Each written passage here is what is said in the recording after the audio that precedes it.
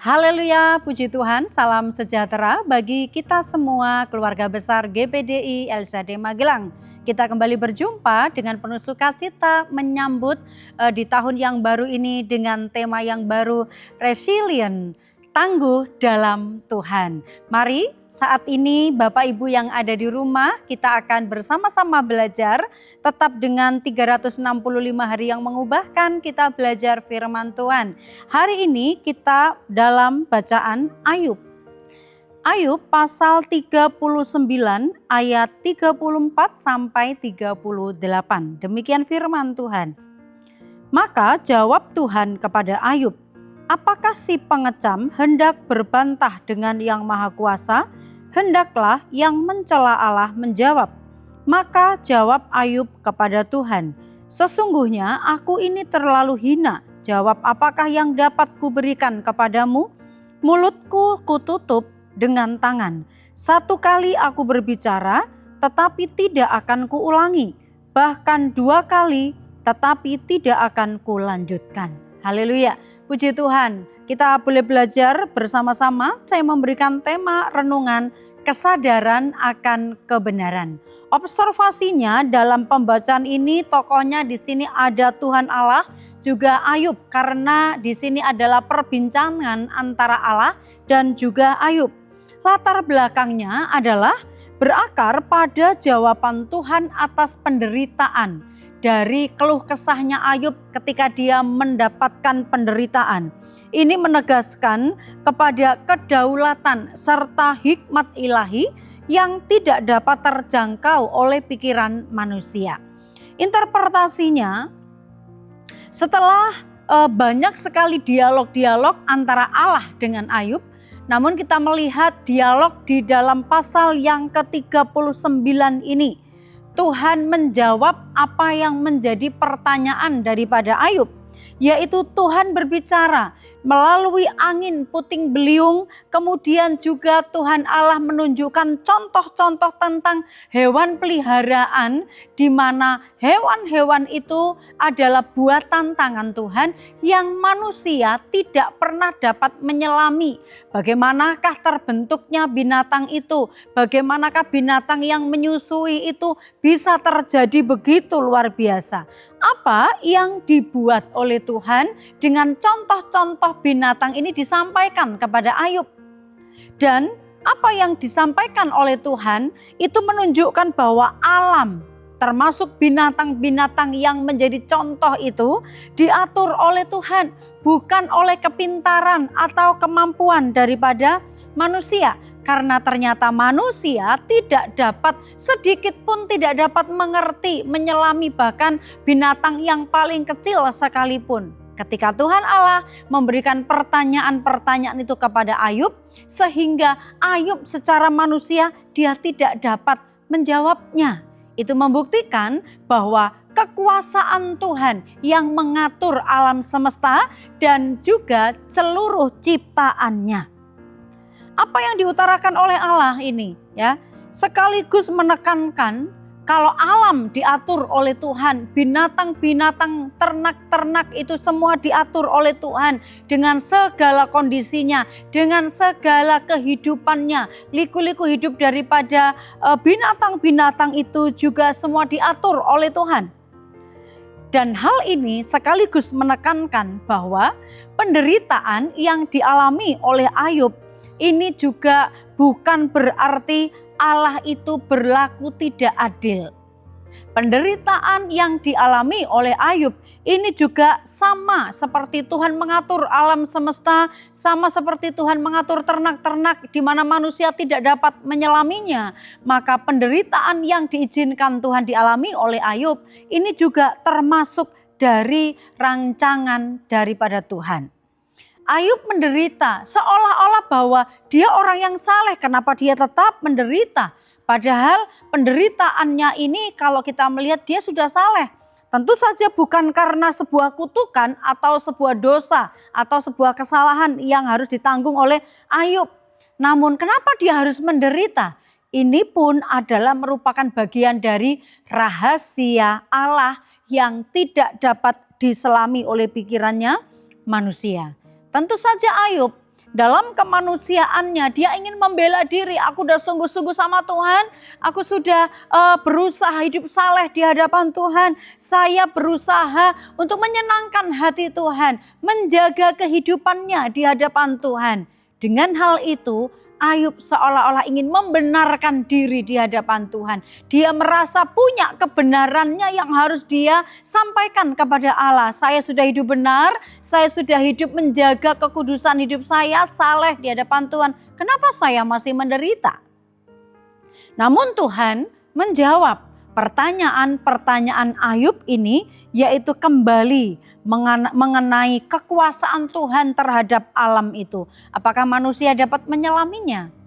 Demikian juga kalau alam yang terjadi dalam alam ini manusia tidak dapat menyelaminya, apakah perjalanan manusia, apakah suka dukanya manusia juga bisa manusia menyelaminya?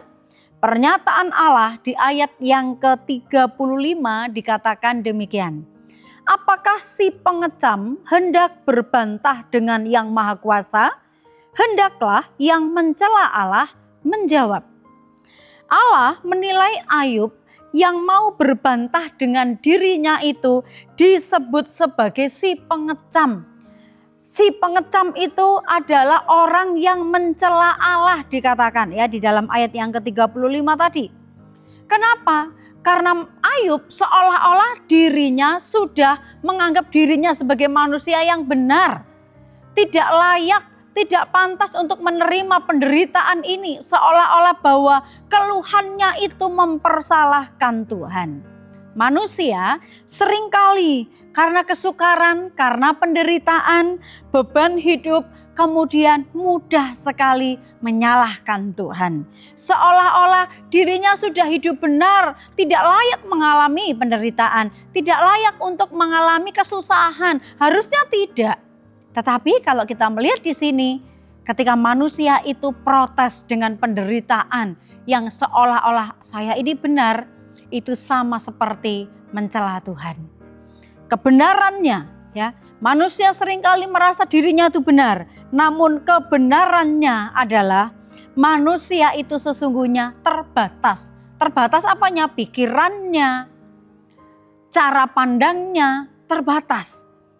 Manusia tidak dapat menyelami Allah. Apa rancangan Allah, apa yang dikehendaki oleh Allah, apa tujuan-tujuan Allah ketika dia berbuat sesuatu. Manusia tidak ada yang dapat menyelami pikirannya Allah. Manusia juga tidak dapat berbantah dengan Allah. Siapa manusia? Manusia justru diciptakan oleh Allah. Apapun yang Tuhan buat, apapun yang Tuhan kerjakan, manusia tidak dapat berbantah, tidak dapat melawan apa yang menjadi kehendaknya Allah. Pikiran manusia tidak dapat menjangkau pikirannya Allah. Itu adalah kebenaran yang tidak dapat dielakkan. Kebenaran yang tidak dapat dipungkiri. Kalau manusia, kita manusia, dengan kita menganggap saya ini sudah benar, berlaku baik, berbuat baik, saya sudah melakukan kebenaran, kenapa saya masih menderita? Kenapa saya masih harus mengalami pergumulan? Kita kembali ingat bahwa pergumulan kita di dunia ini itu adalah karena kita manusia yang berdosa. Sejak manusia pertama jatuh dalam dosa, maka manusia penuh dengan pergumulan di atas muka bumi ini. Karena itu, Ayub mulai menyadari dirinya di hadapan Tuhan.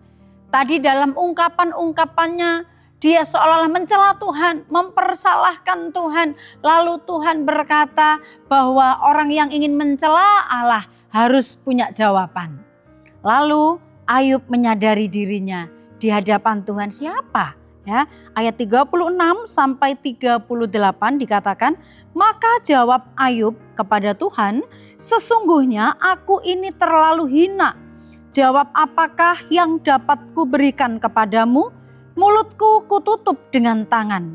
Satu kali aku berbicara, tetapi tidak akan kuulangi. Bahkan 2 kali, tetapi tidak akan kulanjutkan. Manusia perlu punya kesadaran diri. Apakah kebenaran kita ini benar-benar sungguh menjadi kebenaran seperti yang menjadi standarnya Allah? Aplikasinya dalam kehidupan kita Bapak Ibu, kalau kita ini punya kesadaran tentang kebenaran. Kebenaran yang ada tadi bahwa manusia itu terbatas, manusia tidak dapat menjangkau pikirannya Allah, manusia itu tidak dapat memikirkan apa yang menjadi pikirannya Allah. Aplikasinya bagi kita adalah jangan cari pembenaran saat alami pencobaan sehingga menyalahkan Tuhan. Setiap peristiwa Allah turut bekerja untuk kemuliaannya, sekalipun ini tidak masuk dalam akal kita. Karena pikiran kita manusia ini terbatas. Tetap percaya saat melewati proses tanpa harus protes. Tidak ada ujian yang di dalamnya Tuhan tidak memberi kekuatan. Mari kita belajar melalui peristiwa Ayub ini. Kita punya kesadaran diri akan kebenaran. Kebenarannya apa? Tentang keberadaan kita manusia tidak dapat menantang Allah. Kebenarannya Allah itu pasti mutlak.